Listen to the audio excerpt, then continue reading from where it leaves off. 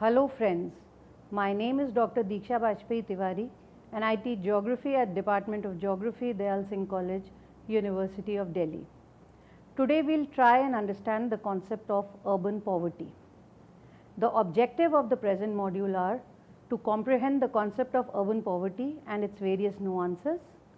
We will also understand poverty, marginalization, migration, devolution and other concepts which are very important keywords of this module.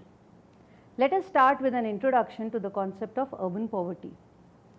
Poverty in India has been an element of the policy debate since the first plan period, with the prime attention being on agriculture and rural development.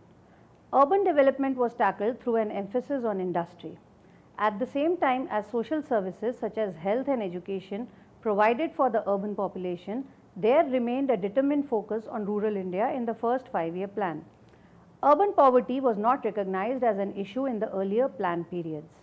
The shift towards the urban focus is visible from the 7th plan period onwards, 1985 to 1990, with efforts towards infrastructure, environmental improvement, slum upgrading and livelihood endorsement. Succeeding plans have progressively increased the allocation for urban development and urban poverty alleviation. Most noteworthy is the recent focus on urban renewal evidenced through the allocation under JNNURM in the 10th 5-year plan. We will further elaborate on the trend in urban population growth in India. India is truly a representative of the global trends where an increasing number of people live in urban areas. The number of towns and the complete urban population in India has increased little by little over the last 60 years. More important for policy formulation is the share of urban population to total population. See the first graph, which has grown from 17.3% in 1951 to 31.16% in the year 2011. Changeable projections place urban population at about 590 million to 600 million by the year 2030. Let us now proceed to an assessment of urban poverty and problems being faced by urban poor. Urban poverty in India is bulky and prevalent. In the year 2004 and 5, 80.8 million people out of an estimated urban population of about 309.5 million persons were below the poverty line, and their per month consumption was less than 538 rupees. These numbers make up a momentous proportion of the world's total urban poor, estimated at 291.4 million. Over the past 3 decades, that is 1973 to about 2004, the numbers of urban poor have risen from 34.4% and the shares of the urban poor in the total from 18.7% in 1973 to 26.8% in the year 2004 and 5. Refer to graph number 2. Non-wage informal employment is a leading attribute of the urban poor households. Wage employment among them is partial to just about 20% compared to an all India average of about 40%. It is this fact that communicates a high scale of instability to the income profile of the urban poor and hinders their access to any form of institutional and market finance. We will further elaborate on the regional trends of poverty. Advancement in terms of plummeting the incidence of urban poverty has been extremely not smooth in the country, with a little over 40% of the urban poor concentrated in the states of Bihar, Madhya Pradesh, Odisha, Rajasthan and Uttar Pradesh. Moreover, the NSSO data reveals that intensity of poverty has intensified further in these states, with the share of urban poor recording an increase from 31.1% in 1973-74 to 42% in the year 2004 and 5. Conversely, urban poverty has taken a rain check much more remarkably in states such as Gujarat and Punjab. In Kerala and Tamil Nadu, urban poverty was more than the all India average in 1983, but declined to well below the national average by the year 2004 and 5. Consequently, the substantiation in both a noteworthy decline in some states and noticeable increase in others. Further, slum settlements over and over again refer to informal settlements not including any formal title corresponds to the most noticeable manifestation of poverty in urban India. The 2001 census puts the slum population at 42.6 million, which forms 15% of the country's total urban population, and 23.1% of population of cities and towns reporting slums. Further, the census suggests that slums are urban incidents restricted to big towns and cities, substantiating it with the fact that 41.6% of the total slum population resides in cities with over 1 million population. Informal settlements inhabit one-third of the large city spaces. 34.5% of the population of Mumbai, Delhi, Kolkata and Chennai live in slum settlements. The slum settlements have an elevated proportion, 17.4%, of scheduled castes compared to non-slum settlements. In addition, not surprisingly, the literacy level of slum population is lower, 73.1% in comparison with 85% for the rest of the urban population. We will now try and discuss slum and urban amenities. 26% of households living in slum settlements have little or no access to any provision for garbage collection, and 18% suffer from inadequate drinking water, the analogous proportions for non-slum areas being 19% and 10% respectively. What needs to be noted is that 75% of slum households have not attained any paybacks from any of the governmental programs premeditated to assuage poverty. 15.7% of households received land-related benefits and the balance received other sundry benefits. Further, education and urban poor.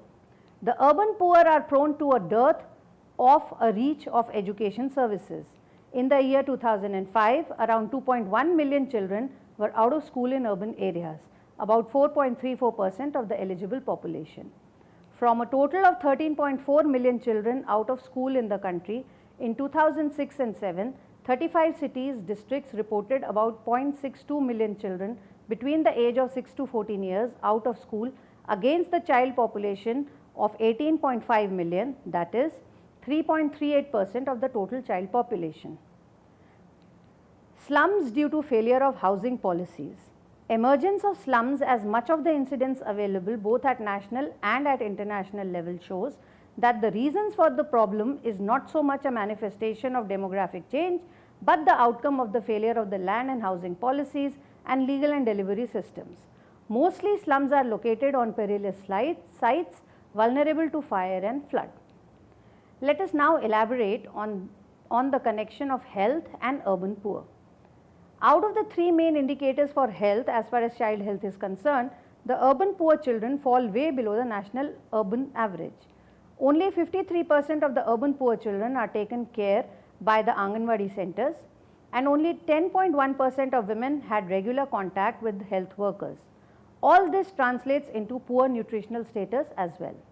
Nearly 59% of urban poor women and 71.4% of urban poor children suffered from diseases like anemia. Malnutrition measured through underweight, which were about 47.1%, and stunted children, which were about 54.2%, is significant among the urban poor. Urban poor also face financial exclusion. Let us try and understand this. Paucity of education and health among the urban poor is accelerated by a lack of access to finance, which is an important precondition for employment, since most of the workers belonging to urban poor strata are engaged in informal sector, poverty diminution, and in the long run sustained economic growth. On the other hand, the formal financial sector serves only a minority, with many households lacking even basic financial services. In India, only 48% of citizens have reached to financial services. In urban areas with improved banking infrastructure than in rural areas, mere existence of branches is not an assurance to access to services to the urban poor. One of the main reasons why big-scale conventional financial institutions are not noteworthy players in low-end financial market is because their business model does not cater to the urban poor segment. There is restricted access to information on potential clients. This deciphers into a higher cost associated with serving low-income clients, which if handled over and over again, results in the cost being transferred to the client in the form of higher interest rate. For example, rigorous repayment schedules may not be appropriate for the urban poor households with a cash flow problem. In various cases, intricacy of transaction and transaction cost associated with formal financial transaction, in particular the paperwork, can coerce the urban poor who already have their own informal methods of savings. They also face legislative exclusion. In addition to all the areas as talked about above, a main area where the urban poor are particularly defenseless is the lack of a legislative framework to give power to the urban poor. This also should cater to giving legislative strength to policy initiatives such as inclusive urban planning, financial empowerment of the poor, making available livelihood options, and on the whole, giving property rights to the urban poor. Safekeeping of tenure, which is a prerequisite for access to formal financial institution access to basic services, and security from eviction. The formalization of safekeeping of tenure gets expression in the formal registration of the property for the urban poor, giving them the right to their lodging space. Peri-urban areas are the areas of poverty, and they can be defined as the fringe of the prevalent and established urban areas and are changeover areas existing at the boundary between urban and rural population, over and over again being converted into urban areas in the next development cycle, and are characterized by a mix of urban and rural forms and functions. Peri-urban areas predominantly suffer out of the ordinary problems of slums due to extensive growth, steep unstable land price increase, lack of zonal planning, making them locations where slum development thrives. Let us now discuss the key strategy to be followed to tackle urban poverty. First, safeguarding of tenure. Safeguarding of tenure has the key to building of assets and utilization of assets for industrious purposes. Unstable tenure forces the urban poor to live with paucity of network services and financial markets. Strategies for security of tenure should empower the slum dweller to access his or her dwelling unit as a financial asset that can give assurance for loan for substantial home improvements. Second, slum upgradation as the solution of choice. In situ slum upgradation is a precondition to successfully address urban poverty in India. Slum improvement and upgrading is growth inducing and is well fashioned, could become a main force of economic growth in the country. Third, making of water and sanitation accessible to all urban areas. It comprises the widespread coverage of all urban population with a basic level of safe drinking water and a clean toilet, sewerage and solid waste management. The provision of basic water and sanitation should not be linked with issues of land tenure and legal status. These services should be made available on the apparent understanding that this stipulation does not decode into legal entitlements of any kind. Next, non-eviction strategy. A no-eviction policy should be put in place in combination with a land policy aiming at the provision of developed lands for the urban poor. A non-eviction policy solitary of a proper land policy will manifest in further expansion of slums. Land assembly, town planning and the building bylaws regime needs to be rechecked to deregulate land markets and to make in time availability of reasonably priced land. This strategy should be implemented with the caution that evictions for the rationale of the universal social good may occur, but there should be appropriate provisions for resettlement and rehabilitation of project affected persons. The strategy should touch central government and private lands. Successful and institutionalized community commitment. The engagement of the urban poor community in schemes affecting their lives should be the foundation stone of any program design. It should comprise involvement of the community in planning through the institutionalization of community planners, execution and analysis, feedback of various schemes. The engagement of NGOs in programs and schemes may be encouraged wherever suitable to the aims of the scheme. Financial inclusion of the urban poor. Any strategy or program and or scheme for urban poverty alleviation must comprise an element of financial inclusion at the level of affordable housing. This comprises of measures to enhance the access of urban poor to credit for fresh and incremental housing, including but not restricted to the encouragement of housing, microfinance institution for the urban sector and credit guarantee measures.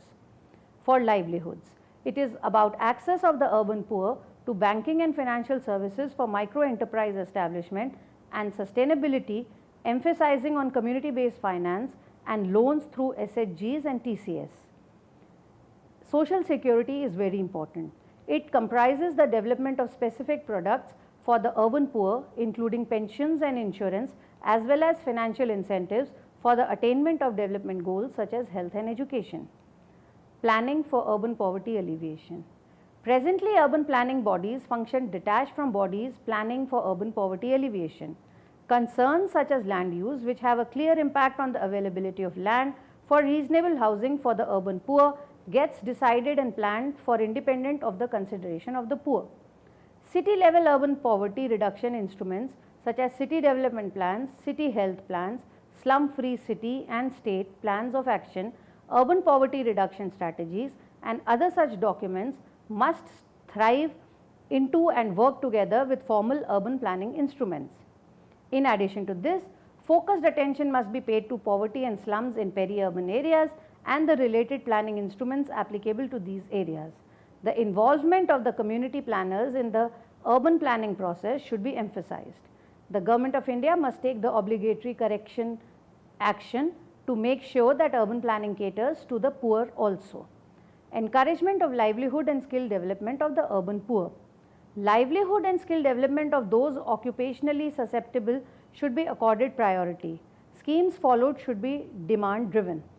Down to business and obligatory creation allocation of spaces within city boundaries for the lives and works of the urban poor. Suitable corrective legislative action should be undertaken to make sure that in the interest of the ensuring public safety and preventing public annoyance, the rights of the urban poor to a productive livelihood is assured. Provision of a social safety net to the chronically poor. This comprises social backing in the form of pension, insurance, cash and in-kind transfers to target the most susceptible and impoverished among the urban poor. Widespread food security, widespread education and widespread health care are already under consideration of the Government of India.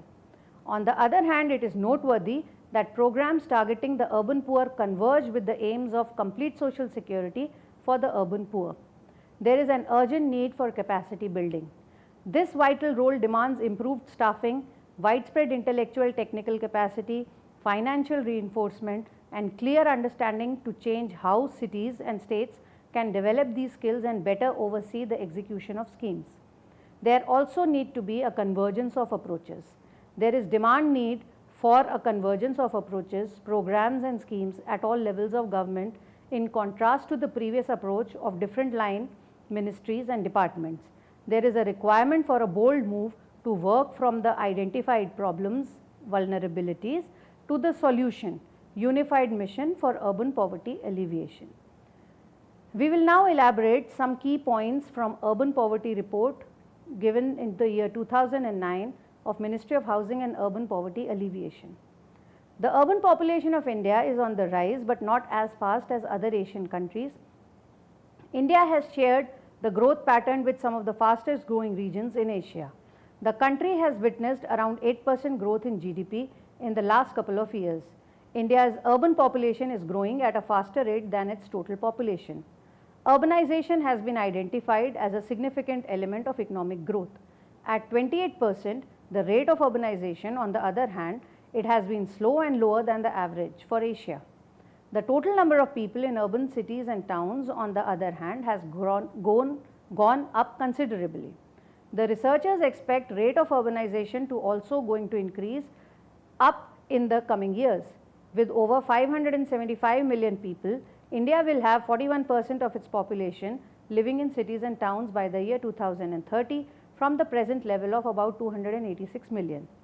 But this success has been escorted by poverty in urban areas.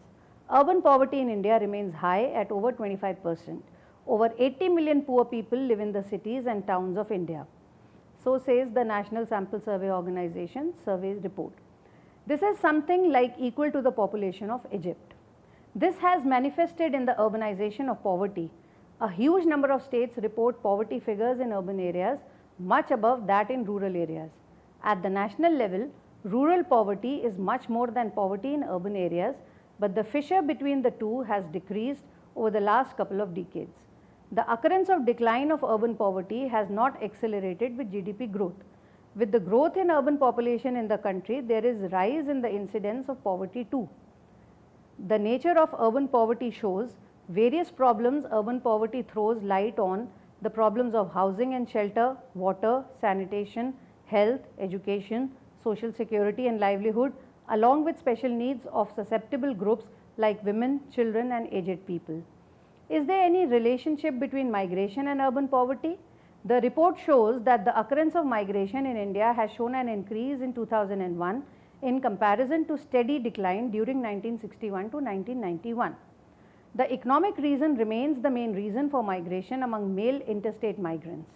Economically, towards the rare states keep losing people to developed states. Poverty incidences were found less among migrants as compared to non-migrants, but it was on the rise among rural to urban migrants. Middle and higher income groups showed greater proclivity to move. The most thriving group of migrants is urban to urban migrants in terms of type of occupation they have and their income levels due to improved education and skills they possess. Flood of migration towards the metropolitan cities shows that economic reforms have not been able to come up with much employment opportunities in small and medium towns and in rural areas.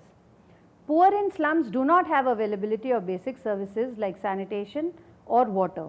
Poor people live in slums which are overcrowded, over and over again polluted, and having a paucity of basic civic amenities like clean drinking water, sanitation and health facilities.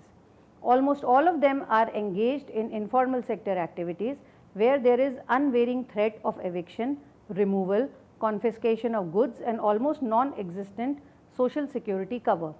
A large portion of the benefits provided by public agencies are cornered by middle and upper income households. 54.71% of the urban slums have no toilet facility. Most free community toilets built by state government or local bodies are left unusable because of the paucity of maintenance. Finally, as a postscript, there should be larger even-handedness in the provision of basic services as interstate and intercity disparity has attained upsetting proportions. Secondly, small and medium towns, especially in backward states, must receive special assistance from the central or state government as their economic bases are not brawny enough to generate plenty resources. Third, constitutional amendments for decentralization must be backed up by actual devolution of power and responsibility and their use by the municipal bodies. Fourth, since much of the subsidized amenities have gone to high and middle income colonies, the restructure of these programs and schemes is needed to make sure that subsidies are made explicitly through strict provisions targeted through defenseless sections of population. Fifth, there is an immense potential for organizing slum communities since the average size of slum is small. Sixth, to perk up sanitation standards, it is proposed to construct community toilets where construction of individual toilets are not possible, to broaden sewerage networks to slum areas and connect toilet outlets with that and community management of toilets in common places. Seventh, the solar, biogas and non-conventional energy needs to be popularized for street lights as well as in-house energy use everywhere possible and reasonable. Absolute coverage of slum households through electric connections should be taken up. Thank you.